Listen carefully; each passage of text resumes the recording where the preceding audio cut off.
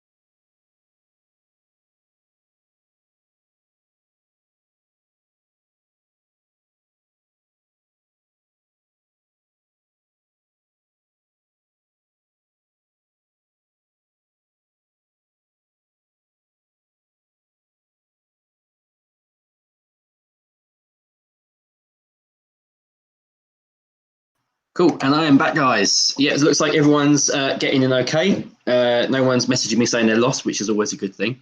So it's always a problem when, like I said, when it comes to YouTube, it's just making sure that we've got so many social media outlets from Facebook and Insta with both Craft Gins and Tomoka. It's just making sure that everyone's there.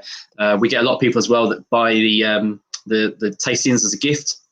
So obviously my main always concern is that we obviously send the emails for the details of the link and the garnishes to the person that bought it rather than the person that's received it. So we also have to make sure that they've passed on the information to everyone, and everyone that's like they're guessing in perfectly fine.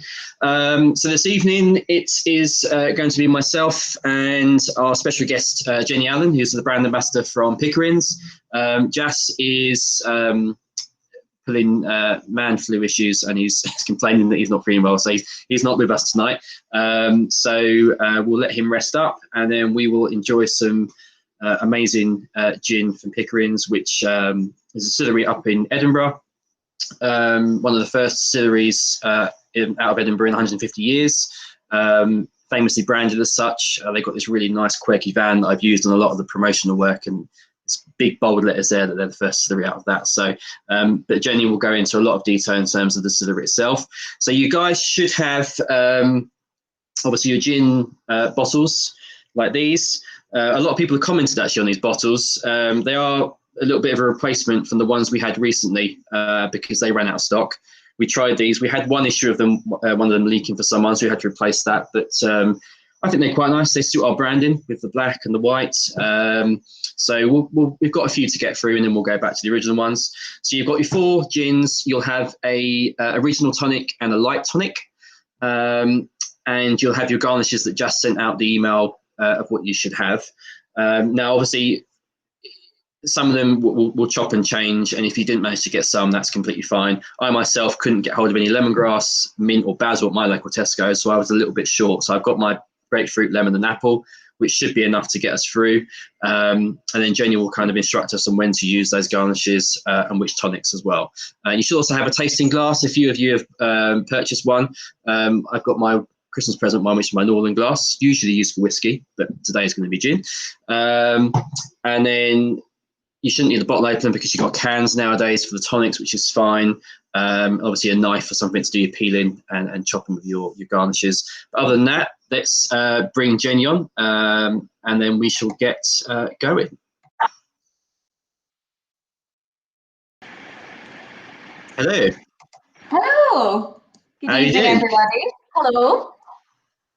Lovely to see you, Shane, even if it is from afar. I had hoped when we did the slow gin tasting in November that we would be looking to actually see each other in person soon. But for the time being, this is lovely.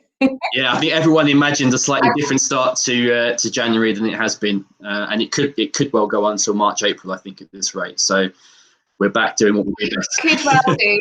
But that is why it's so lovely that you at Tomica have done all these tastings so people can still try their favourite tipples from the comfort of your own home and hopefully enjoy a cosy night in. It is still cold, so it saves you having to get attached. I thought I'd try this little snow theme they put on just to get in the mood, because we're due some snow tomorrow actually in this area. We haven't seemed to have had anything compared to up north where you've been getting a hell of a lot of snow. We seem to be escaping it constantly. We had one little flurry, and then it was followed by a downpour, so it didn't really last. And it's just sod's law, because generally every single year we hate snow coming because it ruins business. And the one year that actually wouldn't make a difference, if there's snow, we get none. That's true.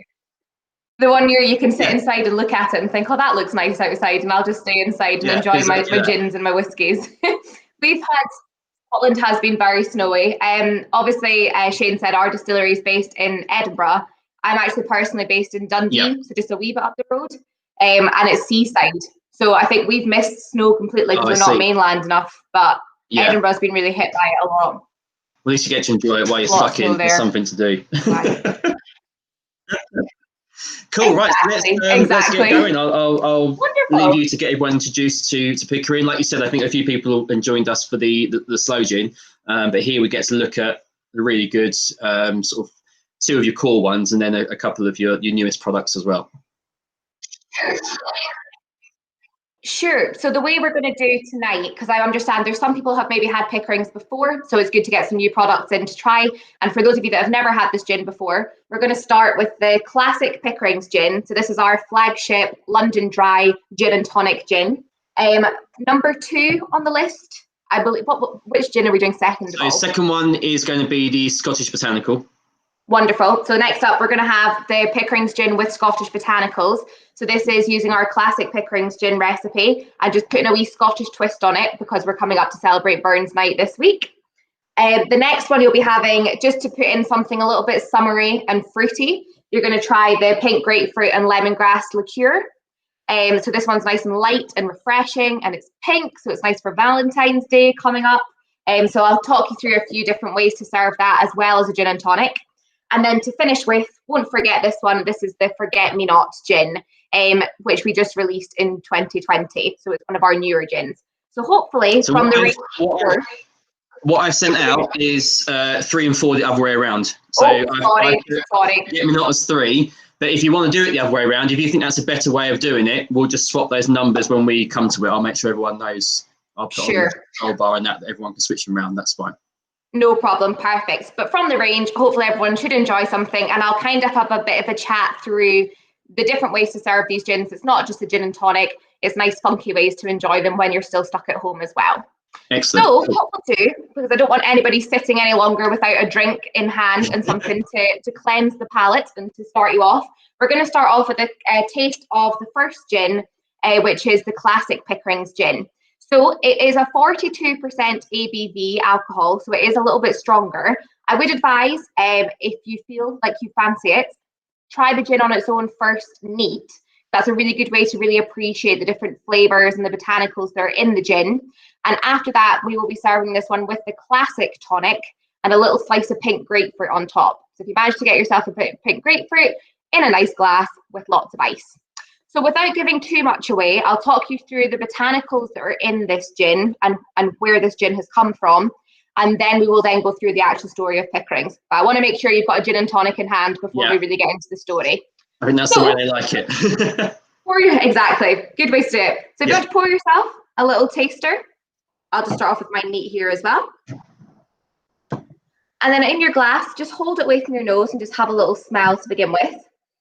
Now, what you're going to get from this gin, it is very clean and it is a London Dry gin. So on the nose, you're going to get your juniper and your citrus. Now, I'm sure we're all gin connoisseurs. I'm sure you've all done a few of the tastings with Jazz and Shane. To be a gin, legally, it has to be at least 37.5% ABV. That's your alcohol by volume. And the predominant botanical has to be juniper. So this being quite a flagship ginny gin that pairs well with tonic, it is juniper and citrus led on the nose. And then once you have a little taste, if you want to have a little sip now,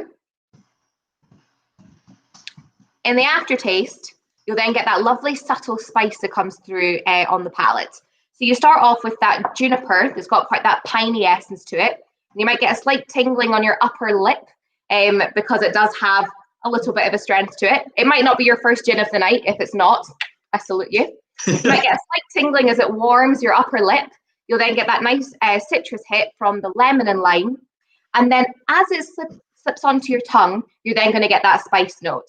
So we've got cardamom, fennel and anise, cloves and coriander, juniper, lemon and lime, and angelica root, which is a drying agent. Now, I'll go into it a little bit more when I explain the recipe story.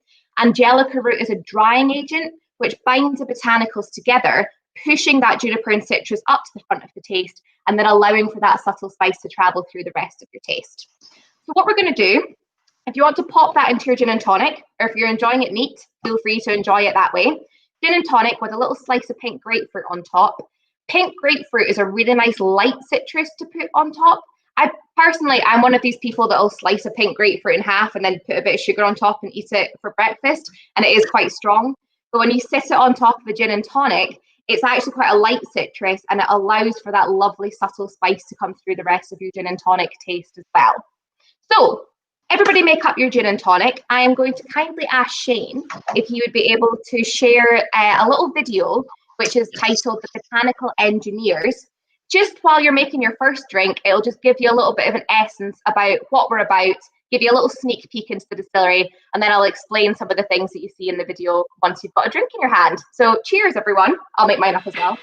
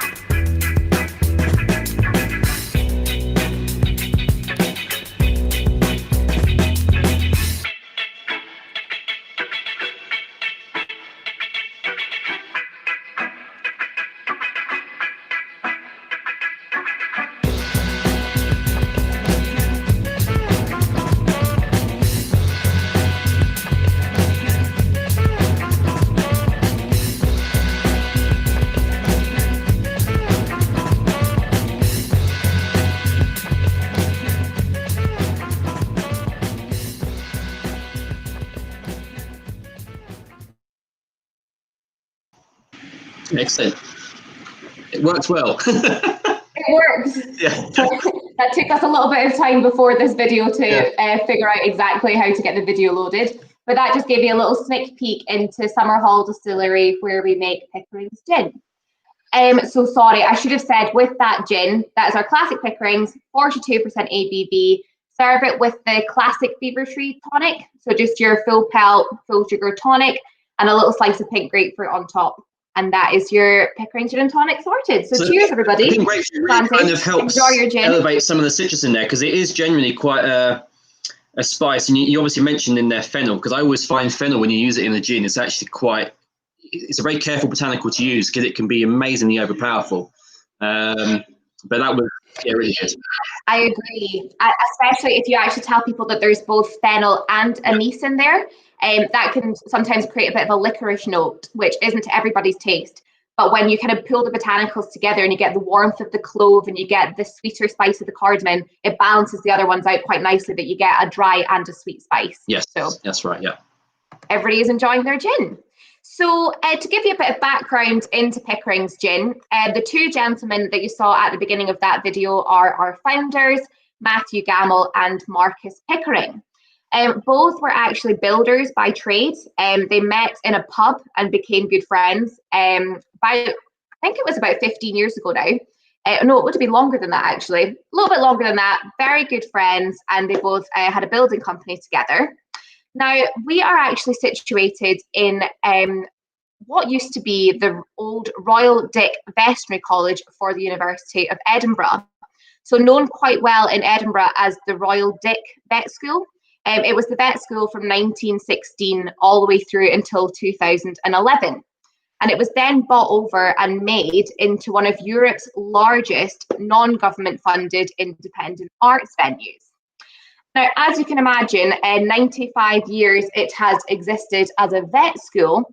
It was a bit of a mess when it got bought over. I'll leave you guys to decide if you think it was the animals or the students that made a bit more of a mess, and it needed a lot of work done. So Matt and Marcus got called in to do the work on this old Dick Vet School to convert it into the arts venue. Now, in the middle, there is the Royal Dick Bar. This used to be the small animal hospital, and through the back of this hospital, there were some cat and dog kennels where the animals would be held before they were treated. Now, there was no plans for these cat and dog kennels. Matt and Marcus, as you can probably gather, because they now make Pickering's gin, they were big fans of gin, and they saw these cat and dog kennels and decided that would be a great space to make a gin distillery. Now, this is back in 2012. Neither of them had ever made gin before. They had never built a gin distillery. But something I've been watching a lot of during lockdown is grand designs, where you see people converting things into houses and you think, how on earth is that going to happen? Matt and Marcus, very ambitious, saw it as a fun project. They decided to make a gin distillery. So they knocked out a lot of the dog kennels and the cat kennels. We do still have some that are kept in the distillery, great for storage. They got some Portuguese whiskey stills brought into the distillery, named Emily and Gertrude. These stills are named after Matt and Marcus's great-grandmothers, because apparently these ladies were like the stills in that they were always filled with gin. So Emily and Gertrude were named. They were hooked up to start making gin, and they converted the cat kennel room into the actual distillery where the gin is made. And then next door, directly through the wall, the dog kennels, which is our bottling room. And to this day, this was all established and made in 2013. We still make every single drop of Pickering's gin in these two 500-litre stills, and we bottle every bottle of Pickering's gin in that bottling room as well. Wow. Matt and Marcus, they've got a gin distillery. That was a fun project that we've now got a gin distillery in the heart of Edinburgh, about a 20-minute walk away from the Royal Mile, but they needed to have an actual gin to make. This part of the story goes back to Marcus Pickering's late father. He sadly passed away in 2012. He was a man of many talents, had a lot of friends from all over the world. And when Marcus got given a lot of paperwork that had been left with Marcus's father, in here was a recipe that he had been gifted by a good friend called Gopal, who had a gin recipe from the 17th of July, 1947, is when this recipe had been recorded on a piece of paper. Down the recipe, you've got the different botanicals to make Pickerings: cardamom, fennel, anise, cloves and coriander, juniper, lemon and lime, and cinnamon on this recipe as well. So Matt and Marcus thought this was a fantastic recipe to have. There's a bit of history, and it was gifted from Marcus Pickering's late father's good friend. Let's use this to make our gin. So it started off, Matt got a little 10-litre still. They would go around to Matt or Marcus's house, pop the still on the stove, and they would experiment with the different botanicals to try and make the gin in the correct quantity. the recipe failed to tell us how much gin the recipe actually made. So there was a bit of experimenting needing to happen to figure out how much alcohol to add to the botanicals that were on this piece of paper. So it took them quite a few months. I believe it was quite a few batches of gin that were consumed in this time until they got it. They created a gin that was pure, smooth, and very easy to drink. And incredibly, it was really true to the recipe that they had discovered on this piece of paper. Now, this is now 2013. Gin was very much starting to take off again. People were really getting into the gin craze and looking for gins that were going to pair with the sweeter tonics. Now, you can imagine the gin you're tasting this now is already quite spiced. So with cinnamon in there, that creates quite a winter, sweeter spice. So they took that cinnamon out of the recipe and added in the angelica root that I mentioned before, which is the drying agent. And what the angelica root does is it pushes that juniper and citrus up to the front of the taste. So it's more, I'm going to say this a lot, but it's more ginny in taste. And therefore, with that drier, ginny taste, therefore pairs well with the more modern day sweeter tonics that we tend to pick up and explore with these days. So they had this recipe. They'd modernized it slightly to fit with the palette that we were looking for in 2013. They launched Pickering's gin, as you see it here, with the red wax on the top, lovely big sturdy bottle, and with the Pickering's name attached to the bottle. They made this gin. They threw a party at Summer Hall to launch this gin.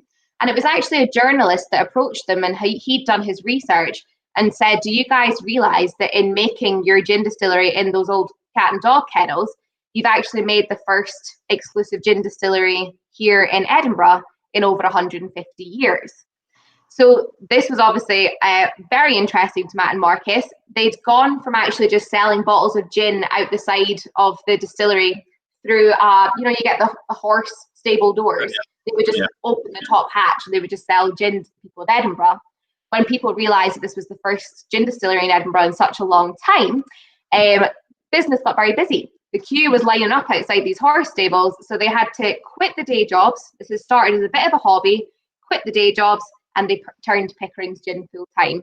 And 8 years later, here we are. 8 years on, Matt and Marcus still the founders and owners of the company. You might have noticed in that video I showed, we call ourselves the botanical engineers. Matt has a background in mechanical engineering, and as you can tell, they're very adaptable to the situation they're in, and very use their initiative to try and just take the little simple things and make them very effective in a larger business. So they decided this was a great idea, quit the day jobs, turned to Pickering's gin full time, and this is where we are today, with not just the classic Pickering's gin, but lots of different gins in their portfolio as well. So, Excellent. Busy guys. Busy guys. I mean, actually, one of the things I think I've brought up before a few times at the tastings is, and now you say all that, it makes more sense, is that I think Pickering's has one of the best websites for gin.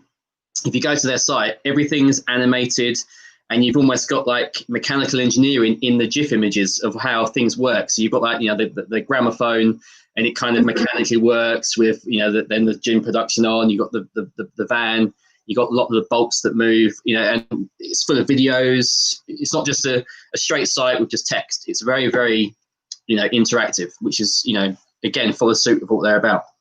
Definitely. They very much, they work by the ethos. If you can't find what you want, make it yourself. Yeah. So it was very much that Matt and Marcus really wanted to find a very clean cut gin that would pair well with tonic as it is today. And they wanted to make something that was very easy to drink on its own as well. And their favourite cocktail is a Negroni. So also, if anybody's a Negroni fan, Pickering's gin pairs really nicely as a Negroni because it's got that natural spice to pair with the drier Campari and vermouth. So they basically wanted to make a gin they'd enjoy, and it's become Pickering's gin. They wanted to make the distillery from scratch themselves. So I do actually have some images that I could share with you to show you what the distillery looked like before it looked as it does today. Yeah. I don't know if anybody in the conversation today has actually been to the distillery before, but these would be pictures that you maybe wouldn't have seen before. If I share this on here, hopefully it might come up. We're hoping. Yeah, If you could confirm with me you can see the picture on the screen, that would be great. No, it's not coming up, unfortunately. Okay, if it doesn't work.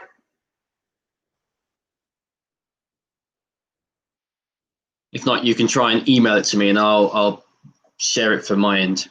If not, sure, no problem. We'll go without just now. We'll go without just now. Yeah, if not, if anybody's interested in seeing the before and after, I can also send pictures to Shane for after this as well. Yeah, I can email those out to everyone. That'll be okay. Yeah. Wonderful. So things like in our distillery, you'll see from these bottles, they're really good sturdy bottles. They're a slightly odd shape in that they're tapered, so they go slightly more narrow towards the bottom, and then they're rounded at the top. Now, Matt, one of Matt's first jobs was actually working in glass, so he knew that this was a good bottle to use. Touch wood, I've been at Pickering's now for 3 years, and I've dropped a few bottles in my time, and I've never actually smashed one. So they are really good, sturdy, high-quality bottles to stop your gin from escaping. I'll say that, and then I'll drop one. Yeah. But I'll try not to. Nobody wants wasted gin, but I haven't broken one. But with this style of bottle, they realised that they wanted a label to go around the whole bottle, and because of the shape, they couldn't find a labeler in all the world that would label the bottle on all 4 sides. So they created one called Mabel, who still sits in a shrine in the distillery. Mabel, the labeler, who is perfectly kind of equipped up to be able to go around the whole bottle. So just little knickknacks like that Matt and Marcus, they won't take no for an answer. They'll be like, we can sort it out, we can figure it out. And it's a good ethos to have behind many different gins that if you can't find it yourself, fix it yourself and create a lovely range of products that suit what they want as well. I mean, hopefully everyone's enjoying this particular gin, because I back when obviously we did tastings in person, which seems like a years ago now, but a lot of the gin tastings we did actually used to use this original Pickering's, and we actually always put it up against the likes of Monkey 47. And believe it or not, the winner of generally most of the tasting evenings between 4 or 5 gins was always a tie between Pickering's and Monkey 47, which is actually quite a really good testament to how powerful these botanicals are coming across, because you don't get much more powerful than Monkey 47 with its 47 botanicals and its strength. So to have something that really hold its own in terms of the spice levels, the citrus levels, the herb, it's all going on, it really does make for a great gin. Good. And Monkey 47 delicious as well. Very lovely gin. Yes, that is true. Glad to be up there with them as well. But it looks like everyone's loving it though. There's always good comments on it, so that's good. That's good to know. It's a good start to the evening. Good start. Well, I can see Georgina has just commented saying that it's all gone. So I think we can move on to the next one if everybody wants to fill up with the next gin. Yeah. Giving you a bit of a Scottish twist on the evening. And I do apologise if my accent isn't the strongest Scottish accent for some reason. So if anybody was wanting a proper full pelt Scot, I'll try. But we're starting off, the next one here is the Pickering's gin with Scottish botanicals. So it's this one here. It's got a wee tartan wrap on the outside just to give it that wee twist of tartan. We are actually the official gin for the Royal Edinburgh Military Tattoo. Oh, wow. Give us a comment if you've been to the Tattoo. It's a fantastic festival to be part of. Every year during the Fringe, the whole top esplanade part of the Edinburgh Castle is transformed into a massive kind of like an arena, and they do gigs up there as well, which is great fun. This is gin number 2.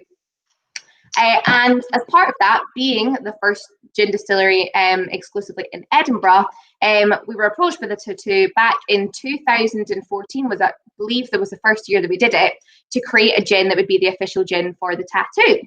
Now, every year the Tattoo has a different theme. For the first gin that we made for the Tattoo, it was actually the Pickering's Navy Strength gin. So you might have had this if you've done, I think you did a Navy Strength tasting recently, and I believe this was part of it.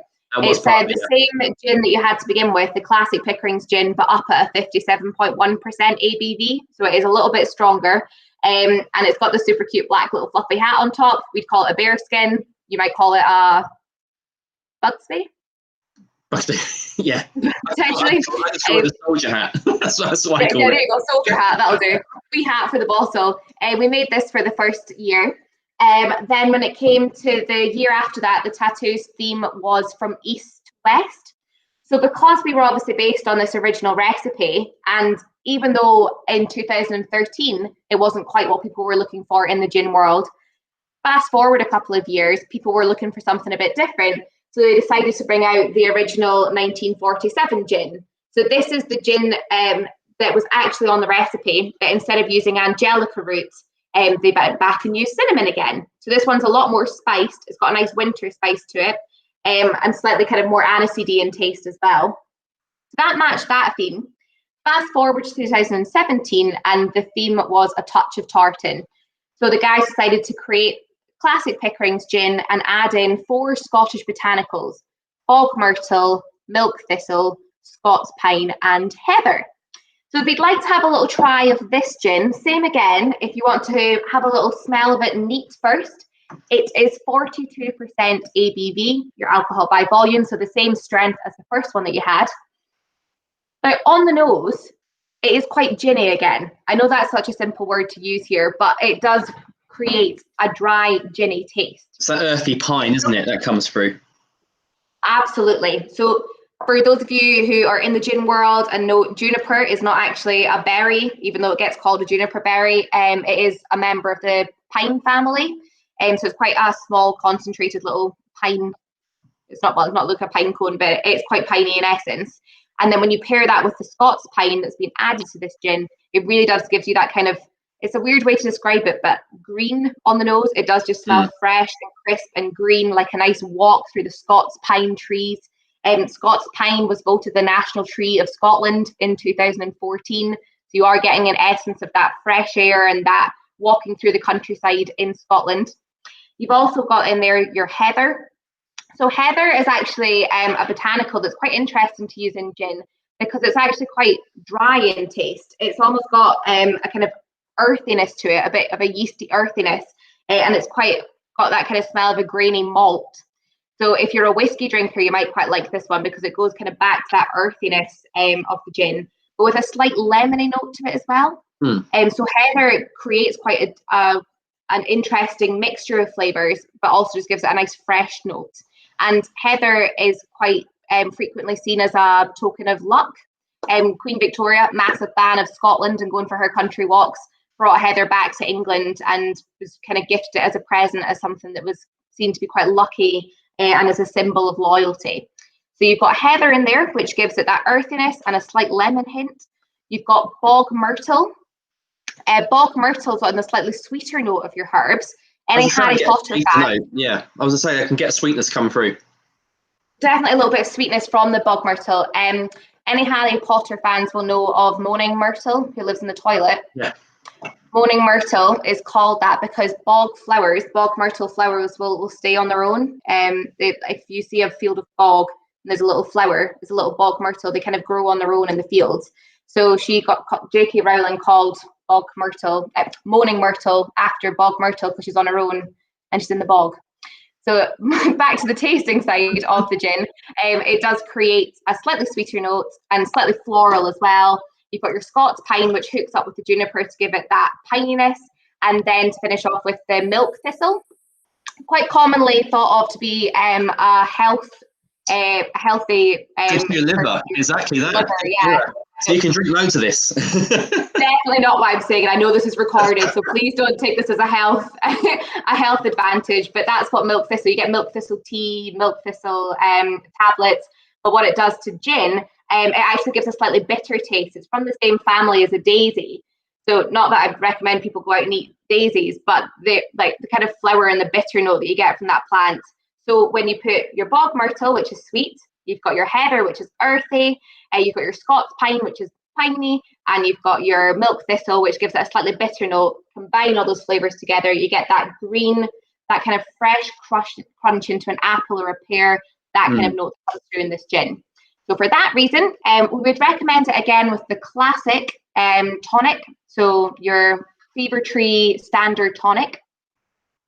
The Fever Tree tonic, your standard one, is slightly sweeter in taste as well, compared to your light tonic that they also do. And because this is still a London dry gin and it's got those dry notes to it, it'll pair up nicely with the classic slightly sweeter tonic. And a slice of green apple on top. Green apple is nice and fresh, it's crisp, it's slightly sour. You can eat it after you've had your gin and tonic, and it'll have soaked up some of those flavours from the herbal notes. And if you do have a wee blackberry, what I would call it, a wee bramble, just to pop on top there as well, because that gives you a nice big juice burst and a little bit of a sweeter berry on the nose as well. So, throw mine up as well. Oh, the apple comes across quite nice in that. That's really nice.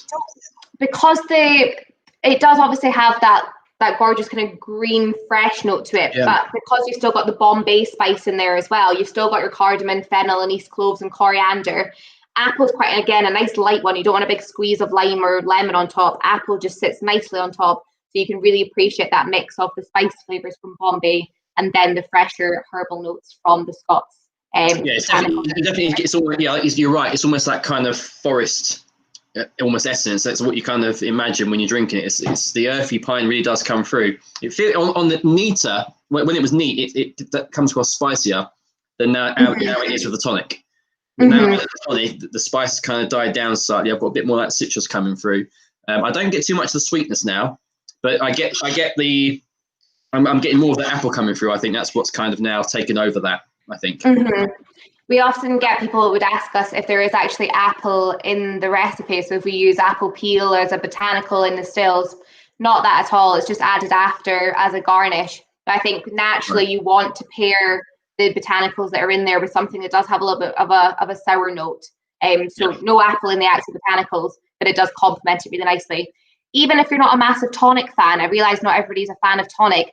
I actually quite like this one. It would be quite a small, short drink, but lots of ice, maybe a 50ml measure of the Pickering gin with Scottish botanicals, and then just some cloudy apple juice. If you don't like tonic, the sweetness of cloudy apple juice also pairs up nicely with the spice. It brings out more of the spice of the Pickering gin with Scottish botanicals as well. And if you enjoy making your cocktails at home, this is a perfect gin to put in a bramble.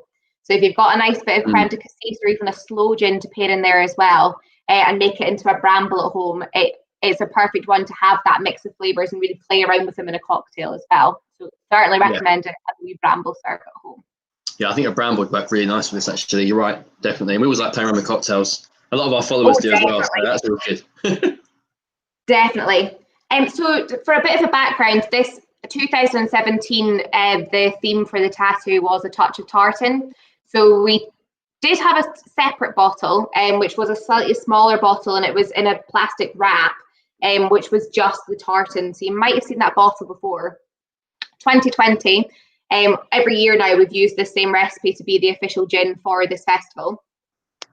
We changed the bottle a bit, so we put on a label around the outside to make it just slightly more environmentally friendly, that you can recycle the bottle and not worry about the wrap on the outside. But there's still the wee touch of tartan there. And that is actually the official tartan for the tattoo. So you've got the three colours in there of your green, your red and your blue, which are the three colours brought in together of the Navy, the Army and the RAF. So that's a little bit of an extra part on the bottle as well. And you might have seen with tonic and apple, it's completely different. Certainly is. It definitely brings that gin to life. But I would also say, I did say earlier, if you are a whiskey drinker and not necessarily a massive gin and tonic drinker, pop that one over a couple of cubes of ice, and it's actually quite a nice one just to have as a sipping gin. You get sometimes a bit carried away with trying different things to layer up on the gins. Sometimes if you just get a good standard clean cut gin that you can just enjoy on its own, especially if you put the bottle in the freezer and then bring it out, it's really nice and ice cold and refreshing. That's a really lovely one to just have as a neat sipping gin as well. Yeah, I enjoyed it neat. I really did like it neat. Definitely. So this also brings me to a next video, because you might have noticed, and you might have seen in the video as well, that some of our bottles are hand dipped in wax. So Matt and Marcus, they wanted to put their own personal touch on the bottles. For majority of our bottles are hand dipped in wax. It's kind of our seal of approval, knowing this bottle's good to go. It can be sent out into the world. But I do realise it sometimes causes a bit of a struggle with having a wax top at home to do yourself. So there's a little video called How to Open a Bottle of Pickerings, which will just take you through how the best way to be able to do it, just simply with a knife at home, so that you can get into your bottle of Pickering's gin. So while you're enjoying the end of that, before we move on to the next gin, We'll show you this bottle and this video, and it'll just show you how to open your bottle of Pickerings. Yeah, I'll bring that in now. Thank you.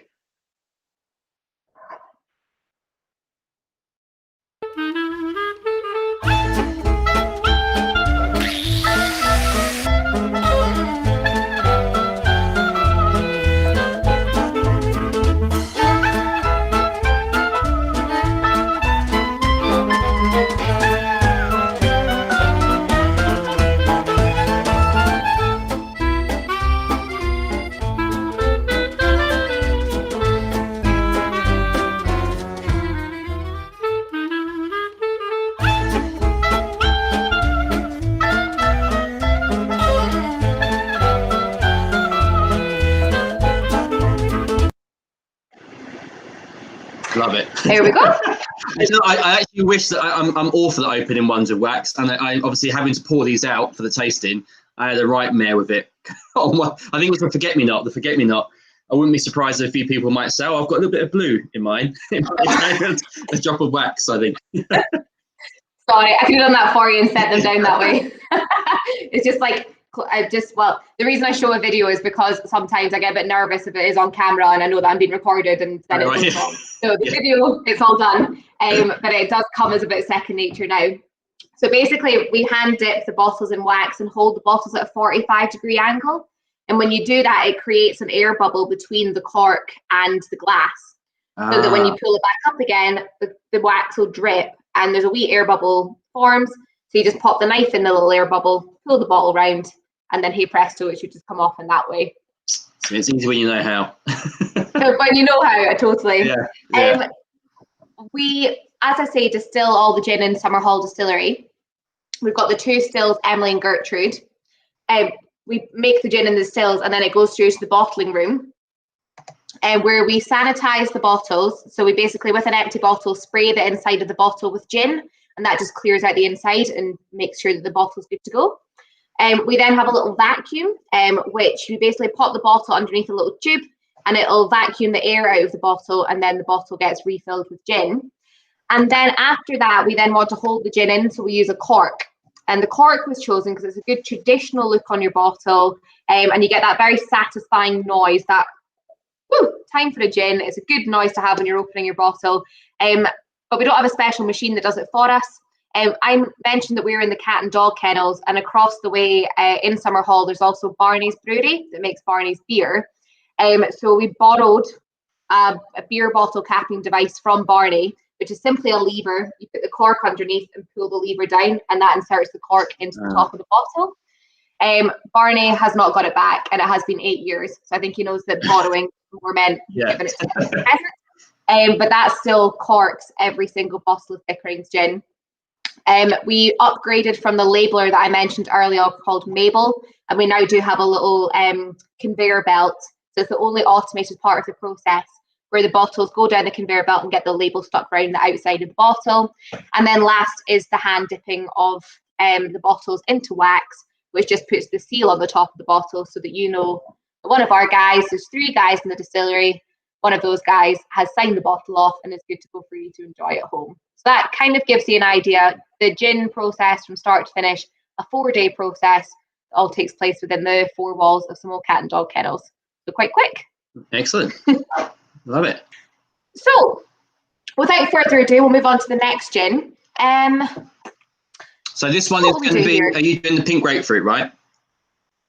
We could do the pink grapefruit. I think that'd be quite a nice one to do next. Yeah. It's a slightly more if everyone's just obviously paying attention, with this is going to be actually number 4. So this is the one I actually originally planned to do last. We're doing it now. So number 4, not 3. So if you can open up this one, number 4. And then I'll put it on my scroller as well, just so everyone knows. But yeah, this is going to be the pink grapefruit. It's number 4, not 3. Sweet. So you will know when you open your sample, the one that you're going to have, number 4, is a pink grapefruit and lemongrass liqueur. So it's pink. It is a 20% ABV alcohol. So it is a liqueur, because to be a gin, it has to be over the 37.5%. And it has an added pink grapefruit to it as well. So this makes it a gin-based liqueur. So if you want to pour out your liqueur for tasting. Here we go. Pink grapefruit and lemongrass liqueur. We have taken the classic Pickering's gin recipe. So the classic Pickering's gin, the first sample that you had, we've added more cardamom to the recipe to give it that gorgeous warming spice. We've also added a little bit of lemon myrtle. Lemon myrtle is a lovely botanical to put in there that gives it a slightly citrusy but sweet note again. We're going to add that in and we distill the gin as a base. Once we've made that gin, we're then going to add real pink grapefruit juice to that base spirit. And what doing the adding the real pink grapefruit juice means that you're not just adding a flavour to the spirit that already exists. The real pink grapefruit juice brings it down to 20% ABV, and you're going to get a real sun-blushed citrusy note from that real pink grapefruit juice. The lemongrass is then infused a little bit after, and what that does is just softens the end of the taste. So if you want to start off on the nose, it smells fruity. It does smell quite a bit sweeter, being a liqueur. Because it's not just pink grapefruit, right? I'm getting orange as well. No orange, it's just a pink grapefruit. Again, I think sometimes orange comes through in our recipe because we've got cloves and other spice in there. And naturally, as humans, we always want to pair orange with like cinnamon and cloves and winter spice. Yeah. So no orange, it is just the pink grapefruit. Have a little smell, have a little taste. You'll notice compared to the other two that you've drank neat, this one has a much kind of thicker viscosity to it. Obviously just from having the real juice in there as well. The reason we picked to do pink grapefruit and lemongrass as our liqueur, as you've already had, the classic Pickering's gin tastes best with pink grapefruit as a garnish. So we just further wanted to accentuate those lovely flavours from the spices and bring them out with that nice sweet pink grapefruit juice. You'll get a soft sun-kissed citrus, which brings out the spicier botanicals. And the lemongrass just adds a little bit of warmth into the end of the taste.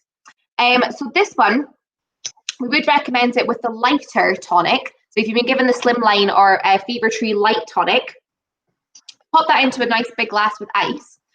If you happen to have a bottle of fizz at home at the moment, so a Prosecco, Cava champagne, something fizzy, it does taste really lovely if you pop in a splash of the pink grapefruit and lemongrass on top of a glass of fizz. Does make it slightly more boozy because you're adding alcohol to alcohol, but just a little splash and it's amazing as a kind of celebrationary drink. Valentine's Day, if you're looking to have a little cocktail at home, it's a nice easy one to make without too much faffing about with other botanicals. Yeah, it's a great Curacao alternative because it's that different style, not going the red fruits, it's the lighter style. Lighter style, absolutely. Yeah, but it's quite impressive because I've not had many pink grapefruit gin liqueurs. I've had quite a lot of pink grapefruit gins, but not the liqueur. It's almost quite weird because you get a really nice sweetness to it, but you kind of, in your head, you're thinking, well, this is pink grapefruit, it should be just really bitter regardless. And then it kind of dries off and it becomes bitter on the back end, which is really nice. I would absolutely agree with you. As I mentioned earlier, I am one of those people, I know it's a bit of a you either go one way or the other, but I will sit and eat a pink grapefruit because I quite like that it's bitter. I've not got the biggest sweet tooth. So when it comes to gin liqueurs, for me, sometimes you can get some that are just a little bit too sweet and take away from the actual gin base that's meant to be underneath. So I would say with it being pink grapefruit and being a liqueur, so you do get a naturally sweeter taste to it, it actually balances quite well to have a bitter citrus and then make it sweet in a liqueur. So as you're saying, you would expect to, maybe it would just be a bit too much to have in a lower alcohol content liquid. But I think it works even neat. It works lovely. I mean, I think Georgina's asking there, if we're using the lemongrass rather than the pink grapefruit, what's the best way to do it? I mean, me personally, what I would normally do is just put the stick in there almost like you're using it like a straw to stir. I don't know if you would do it any differently.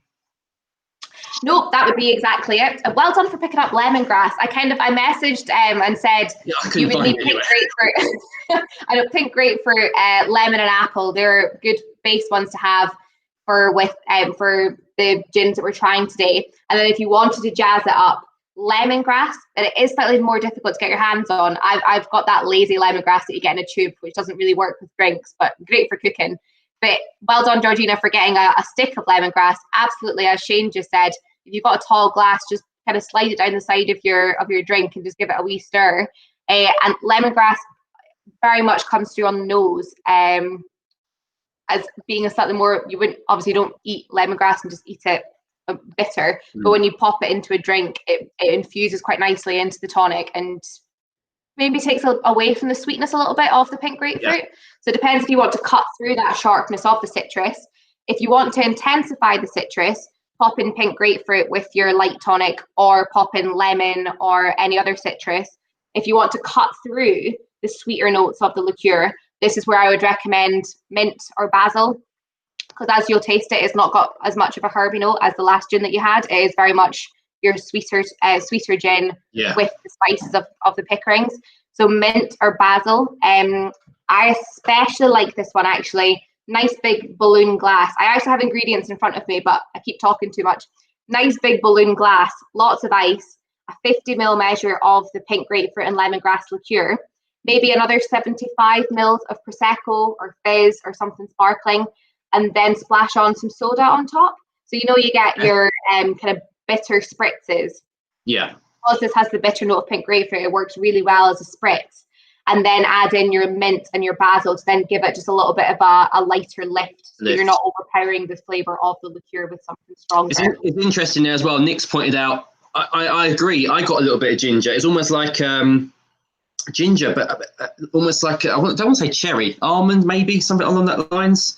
There's notes of that I get through, but the ginger, I think that's a good observation. I do definitely get some right at the end of it.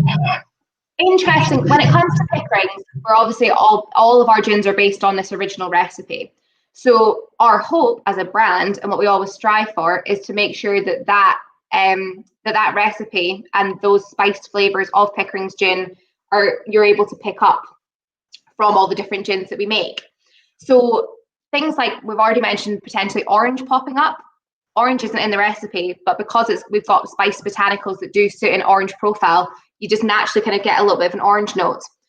The 1947 recipe, because I've mentioned already that it didn't pair as well with the modern day tonics, our alternative serve for that one would actually be ginger ale, or to put sliced ginger in there with soda.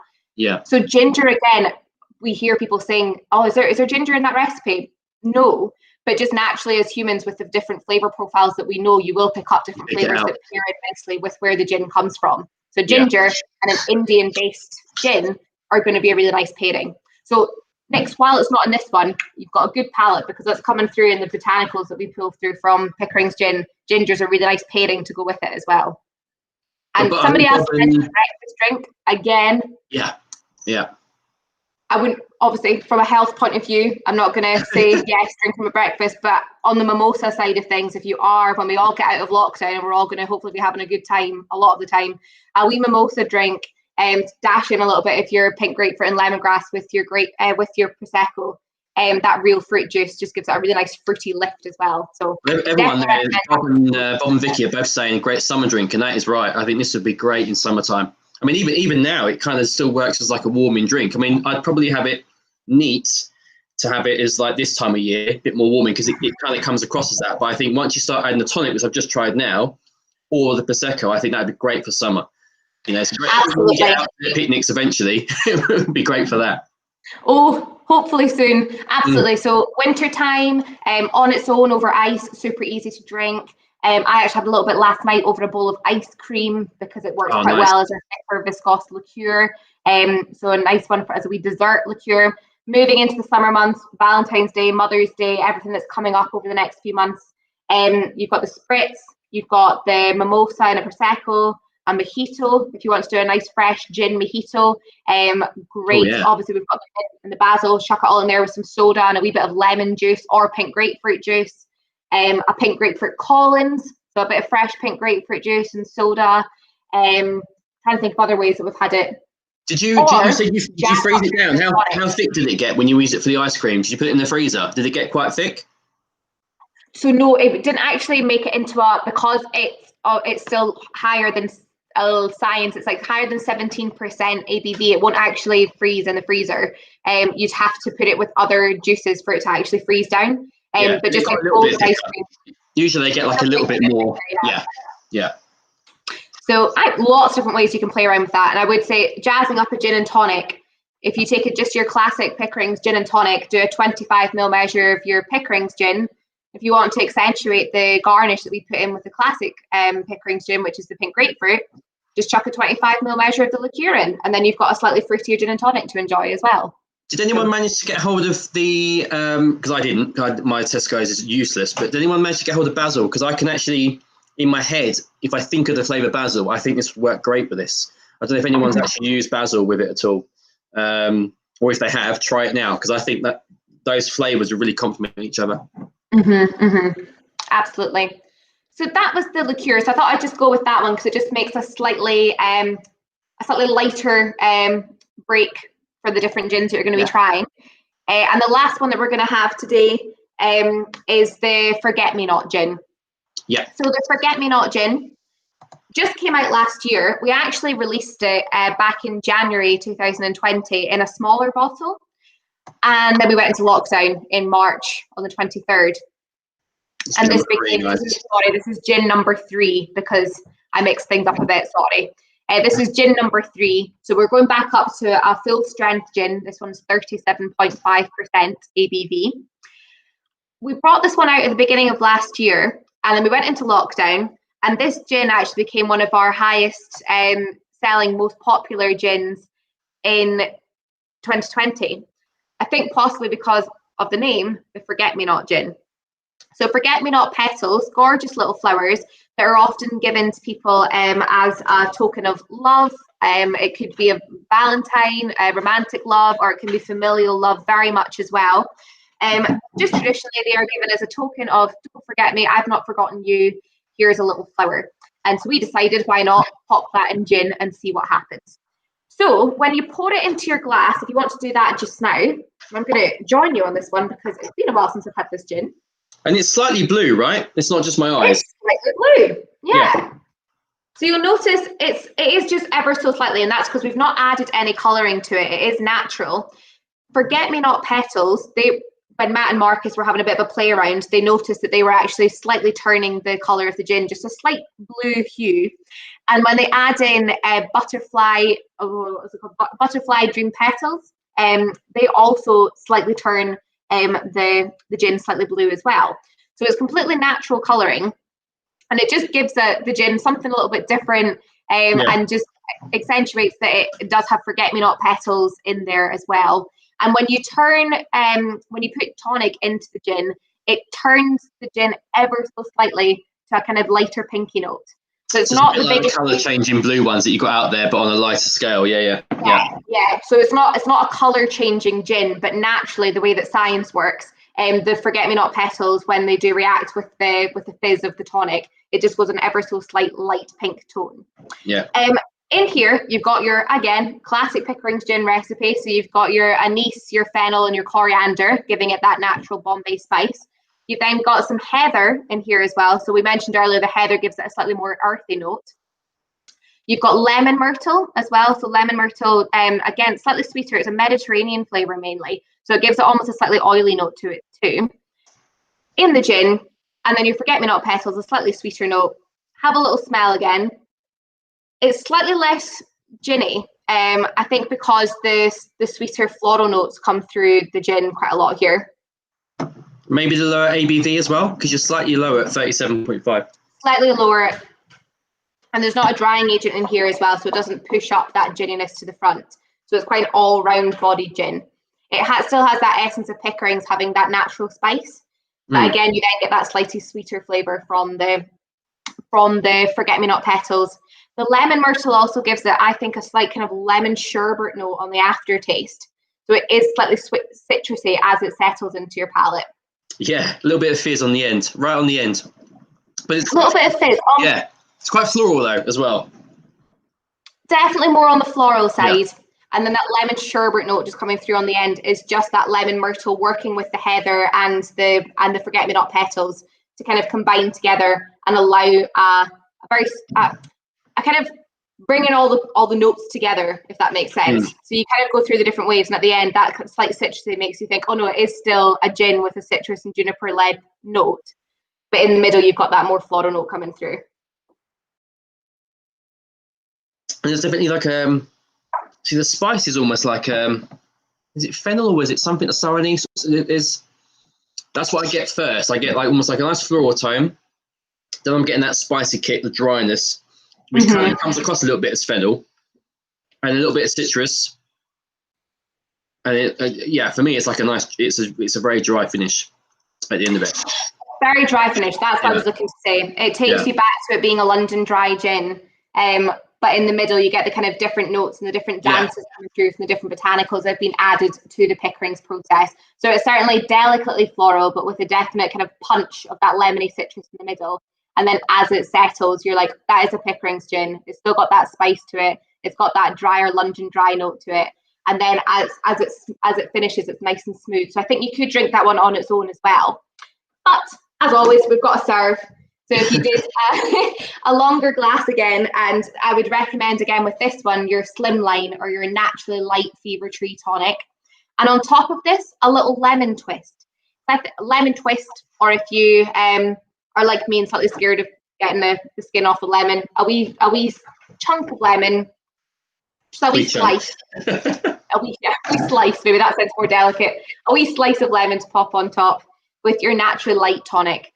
Because the floral notes are so delicate, you don't want to overpower them too much with a tonic that's quite full in flavour. So the lighter tonic just allows for those delicate floral notes to travel through the taste, so you're not losing that lovely delicate floral note. See, lemon always works well as a garnish, I find. It's weird because I've always told people through the shop when it comes to boutique and craft gins, I always say, well, look, really stay clear of lemon and limes because you want to complement what's in a gin. But when it comes to using lemon, it is one of my favourite garnishes, but it has to be a peel. I'd never understand wedges. It doesn't make sense, but the peel, there's so much flavour in those oils that come out. And for something like this, where it's floral and lighter, it really does complement it well. Absolutely. Almost you just want that essence of the oils that you have in the skin, as opposed to it being that sour, squeeze it in. Yeah. But again, it's all personal preference. So if you like a big hit of lemon, go ahead and squeeze it in. But if you just want it to sit nicely on top of your drink, a little bit of peel, release those oils into the drink, and it'll allow, you just don't want to overpower that flavour too much of the gin by using something that's too heavy on top. Yeah. Personal preference, I'm all for saying get a bottle of gin in, try the different botanicals, try the different garnishes. It's an excuse to try a gin in a new way. You've also I can see some people saying they've got out and got the mint and the basil. Well, you've now got the thing, so you might as well pair them with a wee drink. So experiment, see what works for you. It might be that somebody comes back and says they love the Pickering's gin with Scottish botanicals with a bit of mint and basil on top because you were enjoying that herby note coming from the heather and the bog myrtle and the Scots pine. But you want to bring more of that out with something like mint or basil. But I would always say it's great, whatever gin company is, if it's not Pickering's, any other gin company, always check to see what they've said is the garnish that they would recommend with their gin, because they've probably done a lot of the background research to see what they thought went with it. And it's always good to, as a bit of an idea and a guide, to see what gin brands have done with their gins. And I mean, quite the as a testament to their style and what they've approached from Pickering's, I think it's actually quite good, because you do get distilleries that kind of, they just want to go down one avenue. Whereas here, I mean, especially what we've showcased tonight, you've got two that really are kind of punchy, vibrant. You've got the earthiness from the Scottish one, and then the original for me just hits kind of every avenue. But then you've got the Pink Gopher that hits your kind of sweeter liqueur style, and this one then hits the people that like their floral style gins. So you've almost got, gins within your entire range that kind of hit everyone's palate. So no one gets missed out. I would say so. As I mentioned, Matt and Marcus, the botanical engineers, they like to have a little bit of an experiment. They like to see what people are enjoying and then make it for them. So it's certainly a brand who you can tell are just having a bit of fun with what they're doing. Obviously, it is now their full-time business. It's been going for 8 years now, but they are just enjoying themselves and bringing out lots of different flavours and really enjoying seeing what people do with their gins as well. They started off having never made a gin, and they would admit that they didn't really know what they were doing. So they're always really interested to see what people think of the gins and how they serve them. So if you come up with anything wacky, post it on Instagram, Facebook, send it to us. We're always really interested interested to see if people are enjoying from the range. Well, I mean, Nicola's just asked if another good with ginger ale. I think, well, by all means, give it a go, Nick, and then let us know how you find it, or you can always tag Pickerings in their post and let them know. I can imagine ginger ale would work quite nicely, actually. I mean, you'd probably, because it's quite a floral and lighter gin, I think the ginger ale, I wouldn't say it will overpower it, but you're going to get more of the ginger kind of taking over. Whereas the ginger ale might work better with something like even the pink grapefruit or one of the stronger gins. But by all means, give it a go. Agreed. Next, it's a good question because I feel like a lot of people, tonic is great. I love tonic, big fan.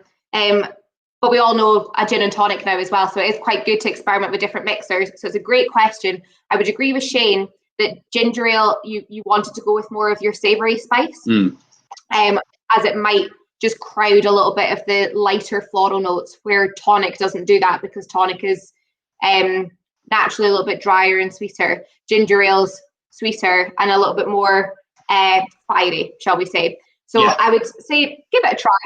Never say never. It might be that you love it. The original 1947 gin, Paul, who you saw in that video of them trying to open the bottle, he paired it with Dr. Pepper, and we were all like, what? That is ridiculous. Tried it, it was really nice. So you just never know what's going to work, and what you might think, oh, I don't think that's going to work. Could just be for your palate. It might just be exactly what you're looking for. So try it. Ginger ale, I would say savoury spices, tonic, flavour tonics like elderflower, Mediterranean, more towards your citrus heavy gins, your slightly more floral forward gins.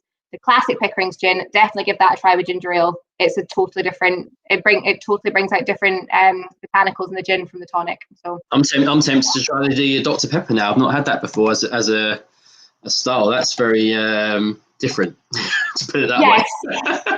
It's odd. I think because the 1947 gin, which we haven't had today because I know that we did it in a previous tasting, is spiced and less ginny.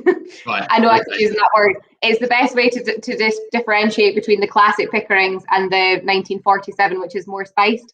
So it is more of a whiskey drinkers and rum drinkers will enjoy the 1947, and they would be things you would pair with something along the lines of a cola or a Dr. Pepper. I have a lady that comes into our shop. She I mean, she's probably in her late 80s, and she was kind of buying gin, but she has it with dandelion and burdock. Okay, yeah. I can kind of picture it. If you've really got a gin that's kind of really quite oomphy, almost like the original with the spice and the element, I can kind of see how it would work, but I would never probably, it wouldn't be my first inkling to try. I know, it's like I used to work in a restaurant when gins were kind of coming back into fashion again, like lots of craft gins. And there's women came in a lot and had gin with bitter lemon, which I hadn't really thought had been a natural pairing, but bitter lemon, which I was told was then quite popular with like your standard London dry gins. As I said, cloudy apple juice with certain gins can work really well, or a hot toddy as well if you're popping in your gin. Oh yeah, hot toddy would be nice. Hot toddy. I'm trying to think of other ways. There's just lots of different ways that you can enjoy the gins, and it's all just a bit of personal preference. See what works for you. And once we can get back out and about into the on-trade, into bars and restaurants, it gives you a bit of more of an opportunity as well to, try the gins in the different ways that maybe bars and restaurants will recommend to you as well. And often that'll be something you thought, I never thought of that. And then you might go on to love it. But obviously it's great to be able to do this tasting like this. You've tried it with the tonics, and now it's up to you guys to go off and see what you think it would pair best with, which is why some of them work, it's always great to try the gins neat. Yeah, 100%. Because I mean, I think with the light one, the Forget-Me-Not, personally, I think that's great as a gin and tonic. I think there's a few certain lighter style cocktails, like a lychee martini would work really good with that. I think would be great because it's again a lighter floral style. Definitely 1 and 2 are your Negronis or even a martini. Martini's straight, bold, full of flavour. And the pink grapefruit one, I mean, 100%. That for me, that's either neat or with Prosecco, 100%. Definitely. Has anybody got any specific questions, or if you do, fire them over to Shane, who can fire them to me after the tasting as well. It was just in case anybody was sitting wondering anything about these. Just let us know, and then we'll answer it for you now. If not, while we're just obviously waiting for anyone who has got any questions, then everyone, thank you very much for joining us this evening. That is pretty much the end of our tasting for tonight. Great gin to kick off the new year with. I know people had to wait quite a while. They were bugging us going, when's your next tasting? We had to have a break in because there's so many private tastings that came in that we couldn't do that. We've also concentrated on the shop. As it turned out, losing 5 days in the middle of Christmas, we could have probably done a few tastings, but we didn't know that. So this was a great one to really kick off the year with. We were looking forward to it for quite a while because I think after that slow one, we were chatting straight away saying, well, let's get in a Pickering tasting because they really do need their own showcase as distillery, which is just fantastic. What's that there? Will Pickering's. You beer Pickerings as soon as you can. But yes, I mean, so I guess obviously with the lockdown, you're not doing tours. But when you are back to normal, you do straightforward tours that go in place on a daily basis. Is that right? Yeah. So as soon as we can travel more, Edinburgh, great place to travel for a long weekend. Summerhall Distillery is about 20 minutes from the Royal Mile, so we are really central. We do tours, and we are a small yet perfectly formed distillery. As you'll have seen from the video, it is quite a small space, so we can maximise and have 16 people in there at once for a tour. We did open very briefly when we were allowed out in August until October, and because we're so small with social distancing, we were only able to fit 4 to 6 people in at once, which was lovely because it was a very personalised tour that you got. But sadly, now that we're back into another lockdown, we have postponed tours until the 1st of April. Okay. Just to give us some time to know what's going to happen next. And we've got lots of gin to make, actually. So the guys need to get in there and actually make it. So when we do open back up again in April, you are all very welcome to come up north, get a tour of the distillery. I can tell you it's in some old cat and dog kennels, but until you're actually there, it makes sense when you see it with your own eyes. You can get a gin and tonic. There is as I said, the Royal Dick Bar next door, which used to be the small animal hospital. We have a gin tap that's actually hooked up that goes straight from the stills through to a tap. Oh, really? You can get your gin on like a pint, not a pint's worth, but you know what I mean. So you can come in, you can really spend an afternoon in Summerhall. It's got art exhibitions. There's a brewery. There's an ice company. There's beehives. There's a nursery, a hairdressers, escape rooms. They're great fun. So it's a big jumble of things, and it's a great community to be part of with Pickering's gin being made in the heart of that venue. So yes, a great trip to Edinburgh. I mean, we went a few years ago, and I think it was. We wish we'd had more time. We went for a long weekend, and there was so much more we could have done. But it's such a cultural area, very, very tidy, neat. It's a bit like New York. It's all squares and lines. But it was just a great place to visit. And actually, if we'd have known, and we'd have been better prepared, I think we'd have tried to pop up to the distillery and had a quick go around, especially when there's a gin tap. I mean, that's a no-brainer. Winner, I know. Gin on tap. What more could you want? You got a cat score above it by any chance? Well, we'll definitely welcome you up as soon as we can. And until then, I will just show you just before we go. I've mentioned that Pickering's gin, Matt and Marcus, botanical engineers, great fun. We have the distillery, and then because their minds were still working away, how do we do something next? We have had the car, which Shane has showcased a lot in the advertising for this event, called Ginny, who was one of Marcus's family cars that they branded up and made into a little gin car. And we've got the marvelously mixed martini maker, which is a gramophone that has been perfectly timed so that you pop your martini glass on top of a record. And there's a spoon attached to the gramophone speaker. And as the record goes round, the spoon mixes your martini, so it's perfectly mixed. We have a tip-top tippling trunk, which is a little trunk that has extendable legs. So if we come and do tastings remotely, we can just pop the trunk down and you've got a gin tasting on wheels. And we have a fire engine, which was a Japanese fire engine for at a Japanese airport. And instead of spraying water out from the hoses, it sprays out gin and tonics. So I've got a little video just to sign off, so you can also see Edinburgh in its glory of what typically happens in when a bar in Edinburgh runs out of gin and it needs it as a wee emergency, if you will. So I will. I'll just say bye to Vicky because she's got to go off to another Zoom. So yeah, thanks a lot for joining us, Vicky. Oh, no problem, Vicky. Enjoy your Zoom. I'll put this video on here just to stream. Give me 1 second, and then I'll just come back on, guys, just to obviously let you know about any offers that we've got. But I'll just put this in quickly and show you guys what this one is.